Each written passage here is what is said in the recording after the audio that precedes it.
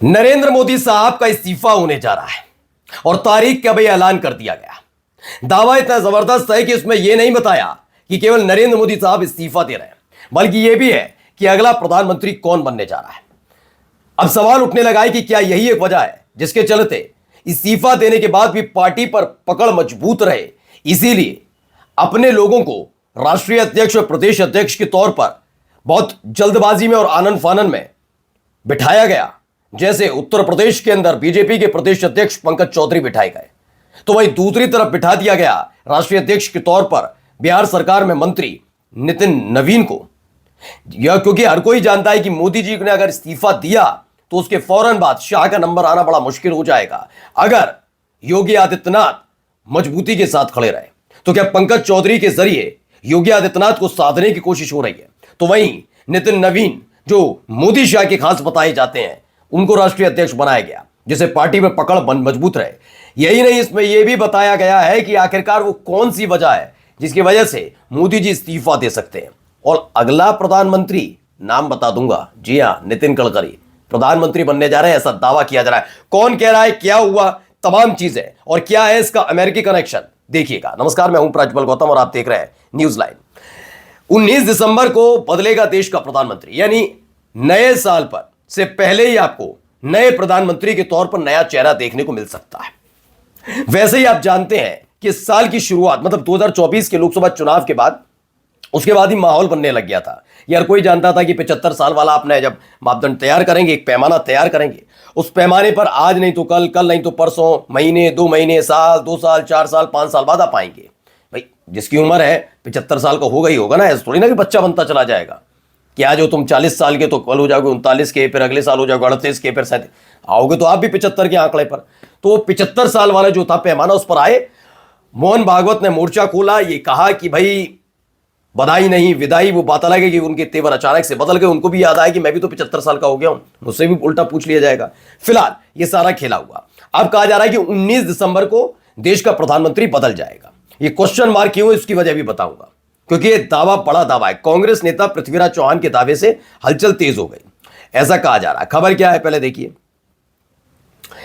यह पृथ्वीराज चौहान, चूंकि इनके दावे इसलिए भी ज्यादा महत्वपूर्ण हो जाते हैं क्योंकि ये एक वक्त में पीएमओ में रहे, बीजेपी सरकार में नहीं, लेकिन चूंकि अधिकारी पीएमओ से जुड़े लोग, बहुत सारी चीजें वहां चल रही होती है। तो जब आप किसी जगह दफ्तर में काम करते हैं, मान लीजिए XYZ जो भी दफ्तर है, वहां से किसी भी वजह से आपको रिजाइन देना पड़ जाए, लेकिन वहां जो काम करने वाले लोग हैं वो आपके टच में रहते हैं और हो सकता है कि वो उनसे आपकी बातचीत होती हो, वो इंटरनली बताते हो कि आज बॉस ने ऐसे डांटा, बॉस ने उसे डांटा, आज इस्तीफा होने का तरीका हो रहा है, बॉस हटाए जा रहे हैं, नए बॉस आ सकते हैं, सारी जानकारी आपको मिलती रहती है। क्या ये है बात? क्यों कह रहा हूं? पृथ्वीराज चौहान ने क्या कहा पहले देखिए। उन्होंने कहा कि 19 दिसंबर को भारत का प्रधानमंत्री बदल जाएगा और इस बार देश को एक मराठी प्रधानमंत्री मिलेगा। जब आप मराठी प्रधानमंत्री की बात करते हैं तो उत्तर महाराष्ट्र के अंदर सबसे बड़ा चेहरा नितिन गडकरी याद आता है। खबर यह भी निकलकर सामने आ रही है कि एक डील हुई है। यह डील ऐसे वक्त में हुई है जब 19 दिसंबर को अमेरिका के अंदर कुछ फाइल्स खुलने जा रही हैं, क्योंकि हाल ही में आपको याद होगा सुब्रमण्यम स्वामी जो बीजेपी के बड़े नेता हैं, उन्होंने कई तरह के गंभीर आरोप नाम लेकर नरेंद्र मोदी साहब पर लगाए। विदेश मंत्री एस जयशंकर पर कई तरह के आरोप लगाए उन्होंने। लेकिन आप अंदाजा लगाइए कि सुब्रमण्यम स्वामी जो खुल्लम खुल्ला नाम लेकर आरोप लगा रहे हैं, आज तक बीजेपी उनके खिलाफ कुछ क्यों नहीं कर पाई, सोचिएगा। जबकि आपने धनखड़ साहब का हालत देख ली थी, क्या हुआ था, आपने देखा सत्यपाल मलिक के साथ क्या हुआ। ये अपनी पार्टी के नेताओं के साथ कैसा सलूक कर देते हैं कि अगर इनके खिलाफ आवाज उठाओ। ऐसा क्या है कि सुब्रमण्यम स्वामी के खिलाफ कार्रवाई करने से बचे और बच रहे हैं आज भी। बस उनको ये लेते हैं कि उन्होंने बयान दिया, अरे क्या कह दिया, क्या कह दिया, क्यों, क्या है ऐसा सुब्रमण्यम स्वामी के पास जिसकी वजह से इतने बड़े बयान और इतने बड़े आरोपों के बावजूद न मोदी जवाब देने आते, न शाह, और न ही बीजेपी का कोई नेता प्रेस कॉन्फ्रेंस करता है इलेक्शन कमीशन के बारे में। अभी कुछ कह दे विपक्ष, तुरंत यहां प्रेस कॉन्फ्रेंस विपक्ष की खत्म, उसके तुरंत बात हो जाएगी बीजेपी की, बिठा दिया जाएगा कोई ना कोई गौरव भाटिया या जो भी उनके प्रवक्ता है, और वो फिर अपना ज्ञान की पंजीरी बांटेंगे। लेकिन सुब्रमण्यम स्वामी के आरोपों पर अब तक एक प्रेस कॉन्फ्रेंस तक नहीं कर पाई बीजेपी। क्यों, क्या है ऐसा सुब्रमण्यम स्वामी के पास? अब वैसे ही आरोपों को आगे बढ़ाने का काम ये किया। क्या कह रहा है मत देखिए। एक मराठी प्रधानमंत्री मिलेगा, यह दावा है। दरअसल जो फाइल्स खुलने का दावा किया जा रहा है उसके बाद ये है कि शायद इस्तीफा हो। इसीलिए एक डील की खबर भी है। डील यह है कि राष्ट्रीय अध्यक्ष जो होगा वो मोदी शाह के पसंद का होगा, बीजेपी में जो पकड़ होगी वो मोदी शाह की पसंद की होगी, और सरकार में जो होगा मुखिया जो होगा वो आरएसएस की पसंद का होगा। और आरएसएस की पसंद की कौन है महाराष्ट्र के अंदर हर कोई जानता है, नाम क्लियर है सबके सामने, नितिन गडकरी। चलिए, पृथ्वीराज चौहान ने इस महीने ये दूसरा दावा किया है। इससे पहले भी उन्होंने सांगली में प्रेस कॉन्फ्रेंस के दौरान इसी तरह की बातें कही थी। उन्होंने क्या बताया अपने बयान में? पृथ्वीराज चौहान ने अमेरिका की राजनीतिक घटनाओं का भी जिक्र किया। उन्होंने कहा कि अमेरिका में एक व्यक्ति जो इजराइल का गुप्तचर बताया जा रहा है, उसने कई बड़े नेताओं के बंगलों में कैमरे लगाकर स्टिंग ऑपरेशन किया था। इस स्टिंग ऑपरेशन से जुड़े खुलासे जल्द आम सामने आने वाले हैं, जिससे कई बड़े चेहरों से पर्दा उठ सकता है। वहां एक नया कानून लाया जा रहा है अमेरिका में, जिसके तहत 19 दिसंबर को इन बड़े नेताओं के नाम सार्वजनिक किए जाएंगे। उन्होंने यह भी साफ किया कि उन्हें खुद नहीं पता कि यह नेता कौन है, लेकिन इसका असर पूरी दुनिया की राजनीति में देखने को मिल सकता है। अच्छा, क्या है ये?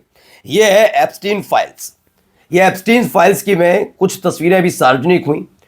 ट्रंप की बड़ी फजीयत हुई, उनकी स्थिति कमजोर पड़ती नजर आ रही है। और खबर यह है कि एप्स्टीन फाइल्स में सिर्फ ट्रंप वाला मसला नहीं है, अलग अलग देशों के, इजराइल के, रूस के कई नेताओं का भी ऐसी ही गुप्त फाइल है। तो वहां पर भी अस्थिरता देखने को मिल सकती है।